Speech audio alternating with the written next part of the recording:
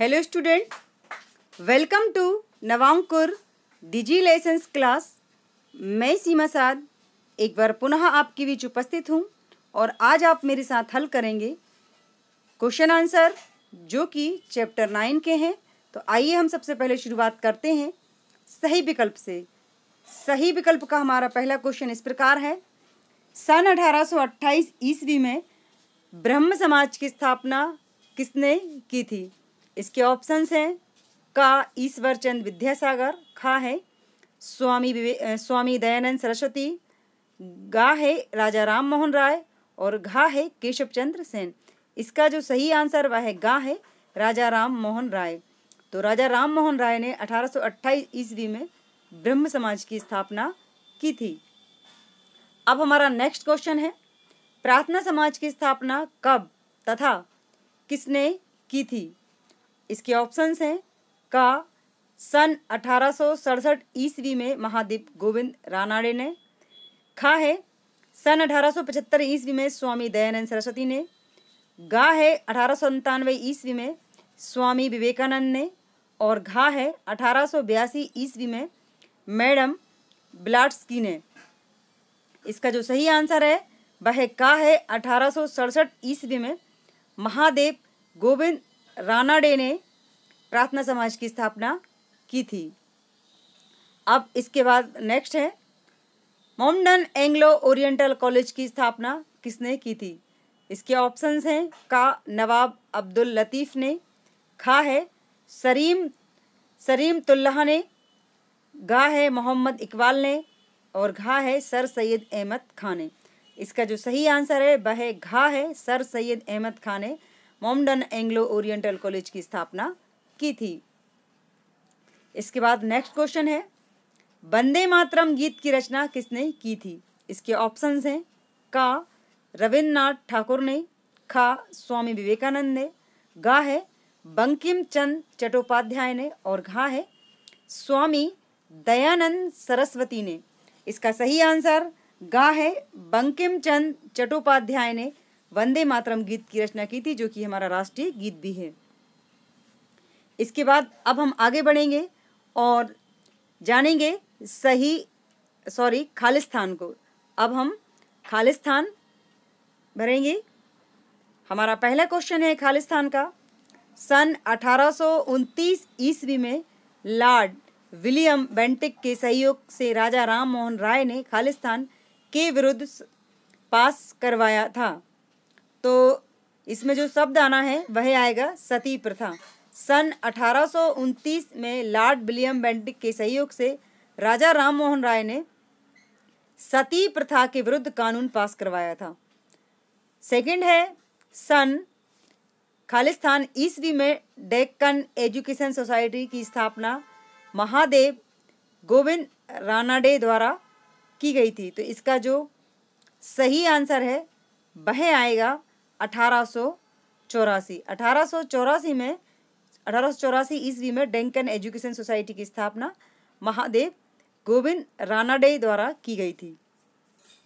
अब हमारा तीसरा खालिस्तान है, ज्योतिबा फुले ने खालिस्तान के उत्थान के लिए कार्य किए, यानी ज्योतिबा फुले ने किसके उत्थान के लिए कार्य किए? इसमें शब्द आएगा दलितों के लिए। ज्योतिबा फुले ने दलितों के उत्थान के लिए कार्य किए थे। चौथा खालिस्तान है, स्वामी दयानंद सरस्वती ने खालिस्तान नामक अपना ग्रंथ प्रकाशित किया। तो उस ग्रंथ का नाम बताना है। तो यहाँ पर जो आंसर आएगा वह आएगा सत्यार्थ प्रकाश। क्या आएगा इसमें? सत्यार्थ प्रकाश। अब है हमारा पांचवा खालिस्तान, रामकृष्ण मिशन की स्थापना। खालिस्तान रामकृष्ण मिशन की स्थापना ने की थी। इसमें खालिस्तान में जो शब्द आना है वह आएगा स्वामी विवेकानंद ने। तो रामकृष्ण मिशन की स्थापना स्वामी विवेकानंद ने की थी। अब आगे बढ़ेंगे और हल करेंगे अति लघु उत्तरीय क्वेश्चन आंसर को। हमारा पहला क्वेश्चन है, पंडित मदन मोहन मालवीय द्वारा बनारस में किस विश्वविद्यालय की स्थापना की गई थी?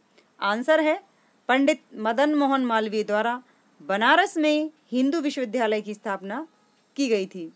सेकंड क्वेश्चन है, रविन्द्रनाथ ठाकुर को 1913 ईस्वी में कौन सा सर्वोच्च पुरस्कार प्राप्त हुआ था? इसका आंसर है रविन्द्रनाथ ठाकुर को 1913 ईस्वी में नोबेल पुरस्कार प्राप्त हुआ था, यानी वो उस पुरस्कार का नाम क्या है? नोबेल पुरस्कार। और यह उन्हें अपनी पुस्तक गीतांजलि के लिए मिला था और यह नोबेल पुरस्कार प्राप्त करने वाले पहले भारतीय हैं। इनसे पहले किसी और व्यक्ति को नोबेल पुरस्कार प्राप्त नहीं हुआ था। थर्ड क्वेश्चन है, स्वामी विवेकानंद का बचपन का नाम क्या था? तो स्वामी विवेकानंद के बचपन का नाम नरेंद्र नाथ दत्त था। तो आंसर क्या हो गया कि स्वामी विवेकानंद के बचपन का नाम नरेंद्र नाथ था। अब नेक्स्ट है लघुत्तरीय क्वेश्चन आंसर। लघुत्तरीय का हमारा पहला क्वेश्चन है, राजा राम मोहन राय द्वारा सामाजिक हित में किए गए किन्हीं दो कार्यों को लिखिए। यानी राजा राम मोहन राय ने जो समाज के हित के लिए किए गए वह दो कार्य बताना है।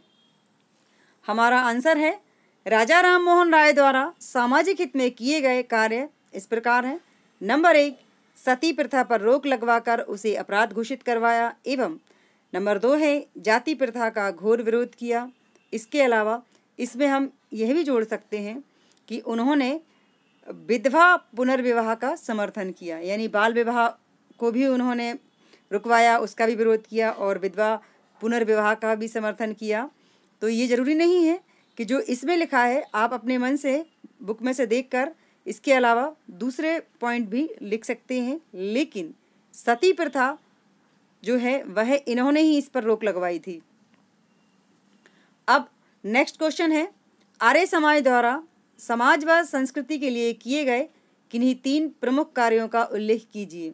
आंसर है आर्य समाज द्वारा समाज एवं संस्कृति के लिए किए गए प्रमुख 3 कार्य इस प्रकार हैं। नंबर 1, आर्य समाज ने ही सबसे पहले हिंदी भाषा के प्रचार प्रसार एवं स्वराज की बात कही। नंबर 2, आर्य समाज ने बाल विवाह का विरोध किया एवं नंबर 3 है आर्य समाज ने विधवा पुनर्विवाह का समर्थन किया। अब हमारा अगला क्वेश्चन है, रामकृष्ण मिशन की स्थापना स्वामी विवेकानंद ने किस उद्देश्य से की थी? तो ये बताना है कि स्वामी विवेकानंद ने रामकृष्ण मिशन की स्थापना किस उद्देश्य से की थी। इसका आंसर है स्वामी विवेकानंद ने भारतीय राष्ट्रवाद को अध्यात्म की अच्छाइयों से जोड़कर समाज की सेवा करने के उद्देश्य से रामकृष्ण मिशन की स्थापना की। अगला क्वेश्चन है, दलितों के हित में ज्योतिबा फुले द्वारा किए गए किन्हीं 2 कार्यों को लिखिए। आंसर है स्वामी विवेकानंद ने भारतीय राष्ट्रवाद को अध्यात्म की अच्छाइयों से जोड़कर समाज की सेवा करने के उद्देश्य से रामकृष्ण मिशन की स्थापना की, यानी इसके लिए उसने इसकी स्थापना की थी। अब हमारा नेक्स्ट क्वेश्चन है, दलितों के हित में ज्योतिबा फुले द्वारा किए गए किन्हीं 2 कार्यों को लिखिए।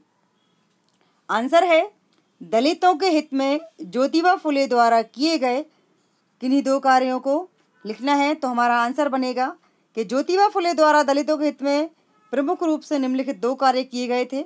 नंबर 1, छुआछूत का विरोध करते हुए उन्होंने जन आंदोलन चलाया एवं विधवा पुनर्विवाह का समर्थन करते हुए उन्होंने इस कार्य में व्यक्तिगत रूप से सहयोग किया। नेक्स्ट क्वेश्चन है, श्रीमती एनी बेसेंट द्वारा समाज के हित में किए गए 2 प्रमुख कार्यों का उल्लेख कीजिए। आंसर है श्रीमती एनी बेसेंट द्वारा समाज के हित में किए गए 2 प्रमुख कार्य इस प्रकार हैं। नंबर 1, उन्होंने भारतीयों को उनकी संस्कृति की महानता को समझाते हुए पुनः जागृत करने का प्रयास किया एवं उन्होंने बाल विवाह एवं जाति प्रथा का डटकर विरोध किया। इसके बाद नेक्स्ट क्वेश्चन दीर्घोत्तरीय है। हमारा क्वेश्चन है, मुस्लिम समाज सुधार आंदोलन में सर सैयद अहमद खां द्वारा किए गए कार्यों को लिखिए। आंसर है मुस्लिम समाज सुधार आंदोलन में सर सैयद अहमद खां द्वारा प्रमुख रूप से निम्नलिखित कार्य किए गए। पहला है, उन्होंने मुसलमानों के लिए आधुनिक शिक्षा के अध्ययन पर बल दिया तथा भाग्यवादिता को दूर करने का प्रयास किया। सेकंड है, उन्होंने सन 1864 ईस्वी में एक अनुवाद समिति की स्थापना की जो विज्ञान तथा अन्य विषयों की अंग्रेजी पुस्तकों का उर्दू में अनुवाद करने का कार्य करती थी। इसके बाद अगला है, उन्होंने सन 1877 ईस्वी में अलीगढ़ में मोमडन एंग्लो ओरिएंटल कॉलेज की स्थापना की, जहां अंग्रेजी माध्यम से कला एवं विज्ञान विषयों को पढ़ाया जाता था। इसके बाद अगला पॉइंट है, उन्होंने हिंदू मुस्लिम एकता का समर्थन किया, किंतु बाद में वे पूर्णतः अंग्रेजों के प्रभाव में आ गए थे। अब अगला पॉइंट है, उन्होंने दास प्रथा को इस्लाम के विरुद्ध बताया तथा कुरान के अध्ययन पर जोर दिया। अब हमारा इसका अंतिम पॉइंट है, उन्होंने अपने विचारों को तहजीब उल अखलाक नामक पत्रिका प्रकाशन कर समाज के सामने प्रस्तुत किया। नेक्स्ट क्वेश्चन है, सिख आंदोलन का वर्णन कीजिए। पाश्चात्य शिक्षा व सुधार आंदोलनों से प्रभावित होकर सिखों ने भी अपने संप्रदाय व समाज में सुधार लाने का इस प्रकार प्रयास किया। नंबर 1, सिखों के गुरुद्वारे पुरोहितों व महंतों के कब्जों में हो गए थे, जिन्हें वे अपनी निजी संपत्ति समझने लगे थे। नेक्स्ट पॉइंट, इसलिए महंतों से गुरुद्वारों को मुक्त कराने के लिए शिरोमणि गुरुद्वारा प्रबंधक कमेटी और अकाली दल ने मिलकर आंदोलन चलाया और गुरुद्वारों का नियंत्रण सिख समाज को सौंपने की मांग की। शांतिपूर्ण ढंग से चलाए गए इस आंदोलन में जन समुदाय ने भी सहयोग किया और सभी के संयुक्त प्रयासों से सन 1925 ईस्वी में एक कानून बना, जिसके अनुसार गुरुद्वारा के संचालन का भार शिरोमणि गुरुद्वारा प्रबंधक समिति को सौंप दिया गया। अब हमारा नेक्स्ट क्वेश्चन है, 19वीं शताब्दी में चलाए गए धार्मिक व सामाजिक आंदोलनों का भारतीय समाज पर क्या प्रभाव पड़ा, समझाइए। आंसर है, 19वीं शताब्दी में भारत में जो धार्मिक एवं सामाजिक सुधार आंदोलन चलाए गए, उनके प्रभाव से भारतीय समाज के शैक्षणिक, सांस्कृतिक, राजनीतिक, सामाजिक, धार्मिक, आर्थिक प्रत्येक क्षेत्र में निम्नलिखित सकारात्मक परिवर्तन देखने को मिले, जैसे कि नंबर 1, आधुनिक शिक्षा, ज्ञान, विज्ञान, दर्शन एवं साहित्य के अध्ययन में लोगों की रुचि में वृद्धि हुई। नंबर 2, देश में स्कूलों एवं कॉलेजों की संख्या में यानी कि कॉलेजों की संख्या में वृद्धि हुई और महिलाओं की स्थिति में भी कुछ सुधार हुआ। सती प्रथा, बाल विवाह तथा पर्दा प्रथा में कमी आई एवं उनकी शिक्षा का विकास हुआ। सभी सुधारकों द्वारा वेदों के पुनः अध्ययन एवं संस्कृति के गौरवगान ने भारतीयों में स्वतंत्रता व राष्ट्रीयता की भावना की ओर मजबूती प्रदान की। इसके अलावा इन सुधार आंदोलनों से पूरे देश में एक नई जागृति फैली तथा सांस्कृतिक चेतना का विकास हुआ। परिणाम स्वरूप भारतीय स्वतंत्रता आंदोलनों को सशक्त बनाने में महत्वपूर्ण योगदान मिला। अगला क्वेश्चन है, 19वीं शताब्दी में विज्ञान के क्षेत्र में हुए विकास का वर्णन कीजिए। आंसर है, अनेक सुधारकों ने विज्ञान के विकास से ही देश की प्रगति को संभव बताया, इसलिए उन्होंने विज्ञान के अध्ययन पर जोर दिया तथा अनेक वैज्ञानिक संस्थाएं स्थापित की।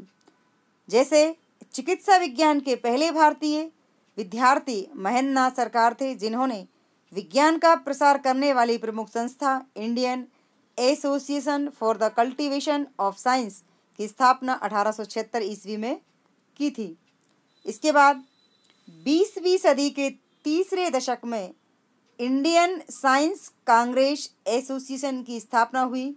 अंग्रेजी शासनकाल के प्रमुख भारतीय वैज्ञानिकों में मोक्षगुंडम विश्वेश्वरैया 1861 से 1962 ने इंजीनियरिंग एवं टेक्नोलॉजी के क्षेत्र में महत्वपूर्ण योगदान दिए। इसके अलावा प्रफुल्ल चंद्र राय, जगदीश चंद्र बसु, सत्येंद्र नाथ बसु, मेघनाथ शाह, जी.एन. वाडिया एवं बीरबल साहनी आदि वैज्ञानिकों का योगदान भी महत्वपूर्ण रहा। तो स्टूडेंट्स, ये सभी क्वेश्चन आपको अपनी फेयर कॉपी में लिखना है। Thanks for watching.